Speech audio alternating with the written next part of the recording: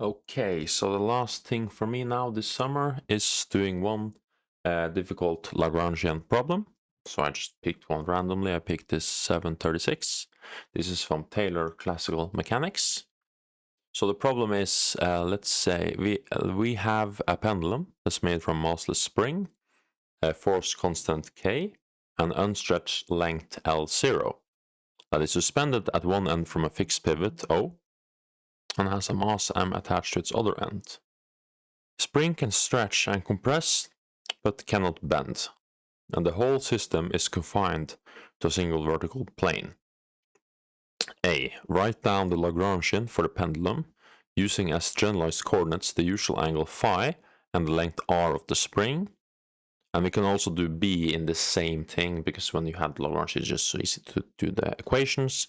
So find the two Lagrange equations of the system and interpret them in terms of Newton's second law. I don't need that equation, I can do that anyway. C, we do that last, I read that later. So let's go back here and let's start. So the problem is like this. We have some coordinate system, right?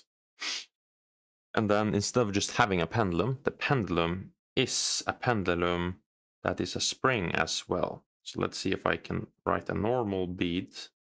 No, normal, I mean bob. That was not that bad. I usually write this not good at all. This is phi, of course. So there's an angle phi. That's one of the generalized coordinate. And the second one is, of course, the length to the center of mass.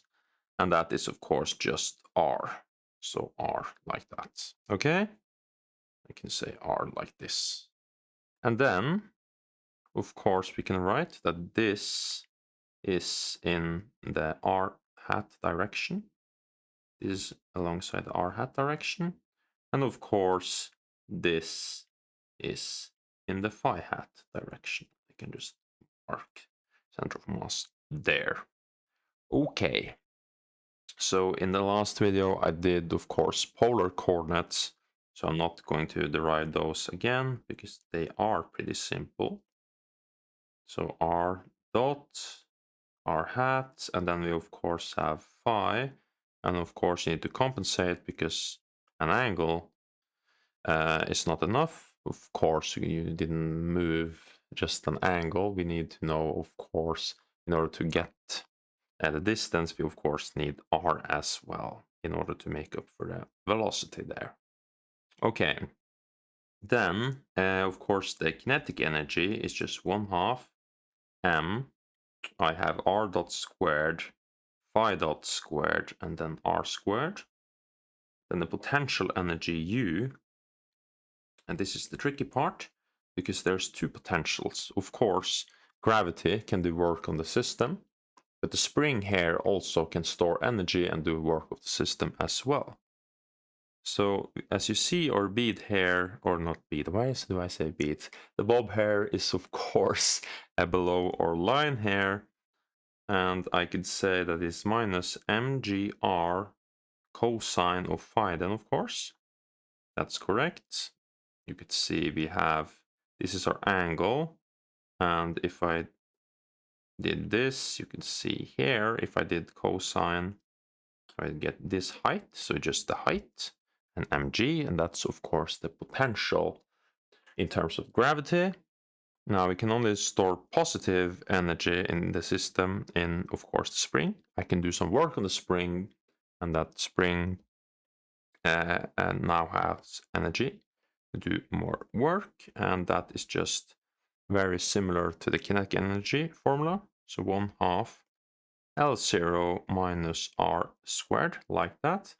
You can also test this and see if this makes sense. Now, t minus u, of course. T minus u is just 1/2 mr dot squared plus phi dot squared r squared. We get minus minus, we get mg r cosine of phi, and then I get minus 1/2 k L0 minus r squared, like that. Then the equation for r is pretty easy. That's just, of course, partial Lagrangian in terms of r. That's equal to d over dt partial Lagrangian in terms of r dot, and partial Lagrangian in terms of r. The first equation is phi dot squared and multiplied by m and r, of course. That's good. That's the centripetal acceleration. And the next equation is, of course, just plus m g cosine of phi. That's just what the gravity, a force of gravity in the r direction. We can check this as well. And then here, first 2 goes down. And after, first 2 goes down here. And after there, you have to open this up because of the chain rule. Yeah, minus and minus and minus, so it will be plus. So this is just plus k L0 and then minus r, of course. And we get on the d over dt, so we get d over dt, and this is the most simple part, just m times r dot. So we have m times r dot, just this guy here, pretty easy. I move the centripetal acceleration on the left side. Why are you so weird? So this equation is easier to interpret. So we have mr double dot minus phi dot times phi dot square times r. That's equal to mg cosine phi. And then we have, of course, plus k L0 minus r. Now we can interpret the equation. Now this is just, of course, the radial acceleration, Newton's second law. So just radial acceleration. This is the inward acceleration, the centripetal acceleration. That makes sense. What contributes to those accelerations? We have the cosine, and we have the spring force. Not the cosine. I mean we have the gravitational force and the spring force. And this guy is positive, and this guy can be positive and negative. We can check. Okay. So let's say if I had gravity, right? I, of course, so F sub g, right, like this. And then, of course, I would have 2 components. I would have this component and this component right here. And this is our angle phi. Now this component here is cosine, of course, and this is in the radial direction. So if this is in the radial direction, that is correct, and that is what we wanted. So we have mg cosine, and it's in the positive. We'll pull this in the r direction, so it's positive. We also have as well, we have k L0 minus r. So if we pretend that r, let's say r was 10, and let's say L0 was 5, so the equilibrium point was 5, then this will, of course, get stretched beyond that. That means that we should have a minus, the force should be negative. So if you can think, let's say that this was the equilibrium point and it was stretched over here, then of course, like I said, the force was negative. And that's also correct, because then the force will go against the r direction, right? So everything here is correct. Pretty neat. Let's go now to the phi equation, which isn't that difficult. I can write again, we have partial Lagrangian in terms of phi is just d over dt, partial Lagrangian. And that's, of course, in terms of phi dot there. And now if you see, we just have these 2 terms. It's just this guy and, of course, this guy. The first one, it will be negative. So we have to do it there. It will just be minus m g r sine of phi. And that's equal to d over dt. And that was just m phi dot r squared. M phi dot r squared. I actually made a mistake here in the last video. I actually did this derivative here. It was a little bit stupid. because r is also time dependent, and I forgot to do the derivative on r as well. It's actually, instead of taking that derivative, it's a little bit tedious. It's easy, but it's a little bit tedious. It is better to just write this as L, because that's the angular momentum. And that makes sense, because in terms of Newton's second law, he actually wrote it in terms of translational momentum, so change in translational momentum. And now here we have angular momentum, so we can say that dl over dt, the torque on the system, is equal to minus mgr sine phi. And we can check, okay, if the angular momentum changes, it changes in this direction like this, like here. And that's true. We have dl over dt, and it's minus mgr sine phi. So we have to check, okay, what happens in the, you could say in the phi direction, it's like spinning a wheel or applying a force on a door. It's a distance out there. So now it's, of course, a torque. It's a rotational force, you could say. And it's, of course, in the phi direction. Why? Because the cosine last time, that was a force in the radial direction, and of course there's no torque in the radial direction. But in the phi direction, since we're looking at in terms of polar coordinates, we have now a rotational force, i.e. a torque, and that's in the phi direction, and it's negative as well. Why is that? Because it's a restoring force. It always works against the motion, so it always just wants to go back to equilibrium. So, in other words, all of this is correct. Perfect. Very happy with this. And now we can do the last part of this task here. Just need a cup of coffee. Okay, so see, the equations of part B cannot be solved analytically in general. However, they can be solved for small oscillations. That's true.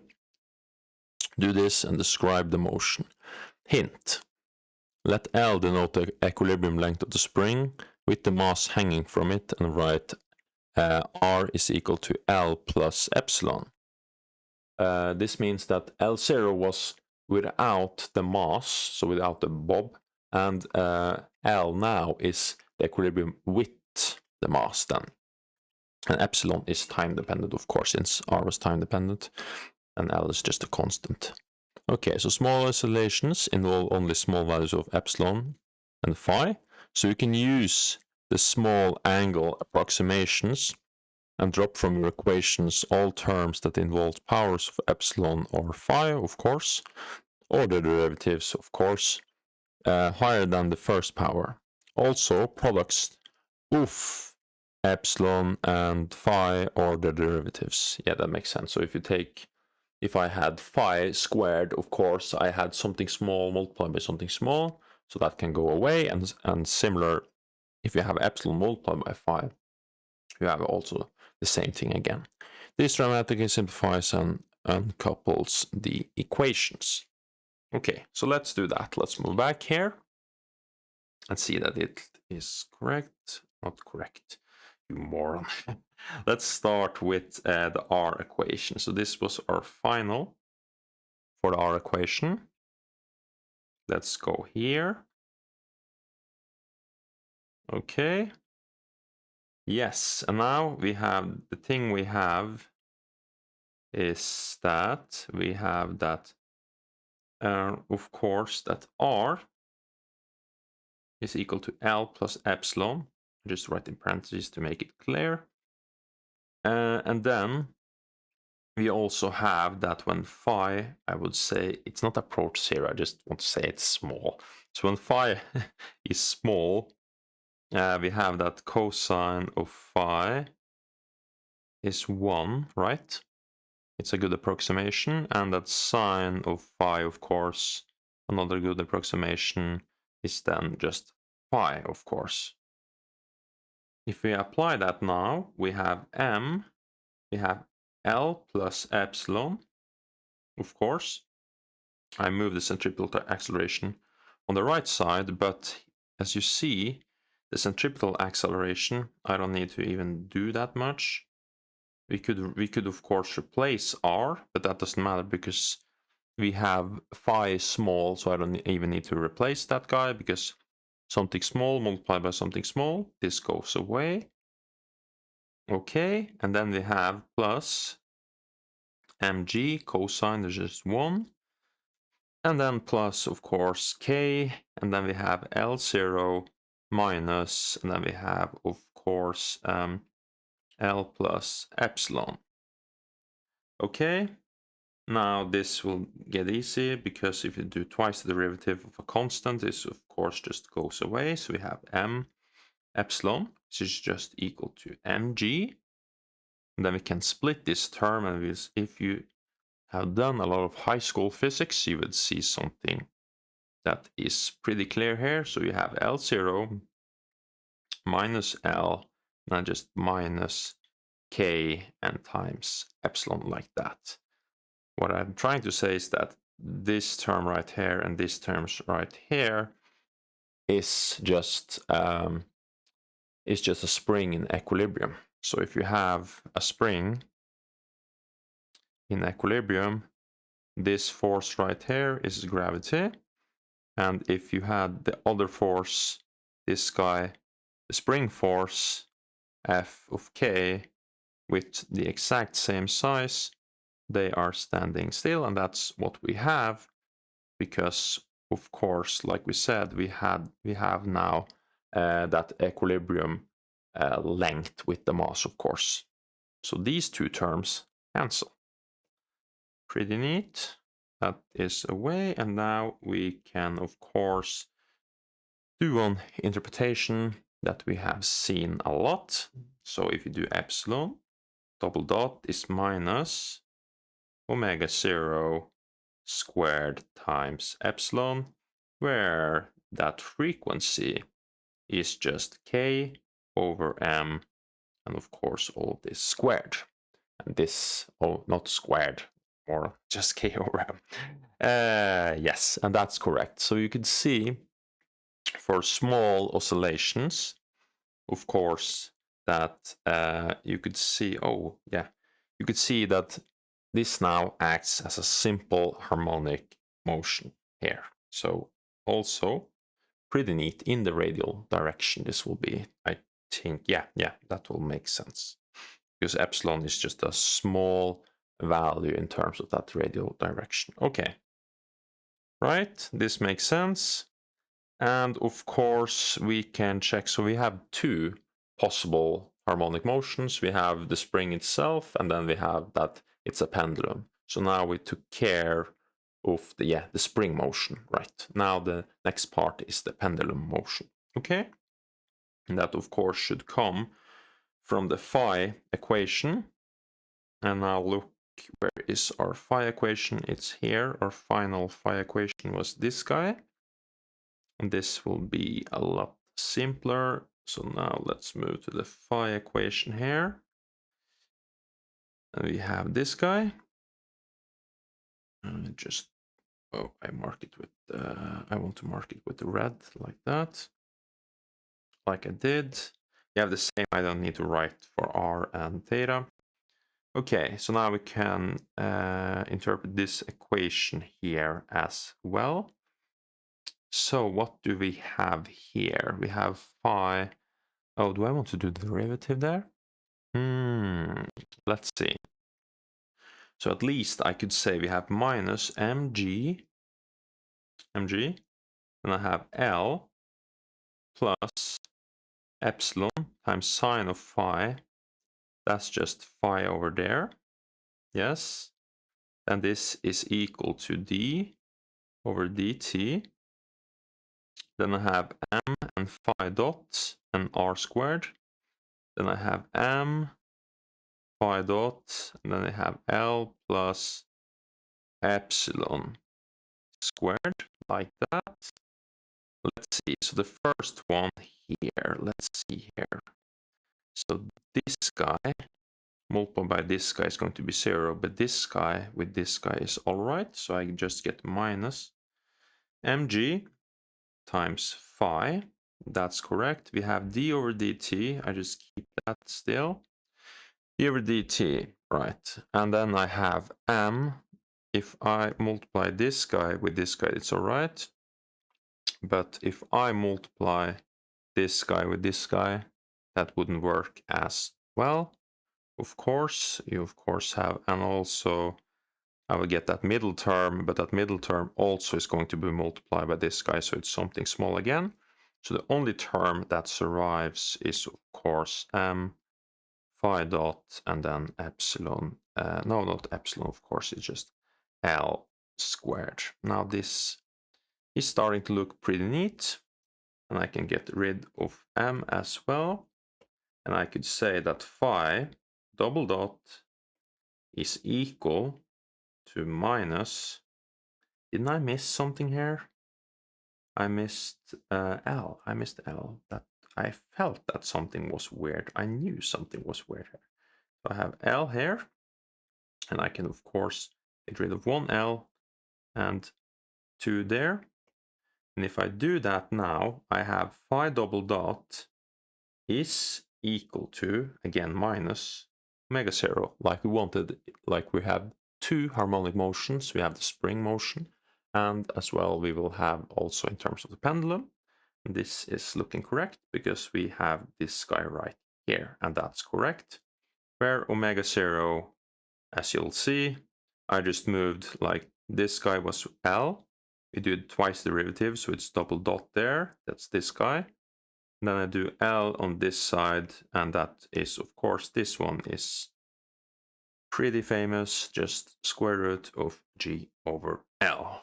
And that is correct as well. So there you have it.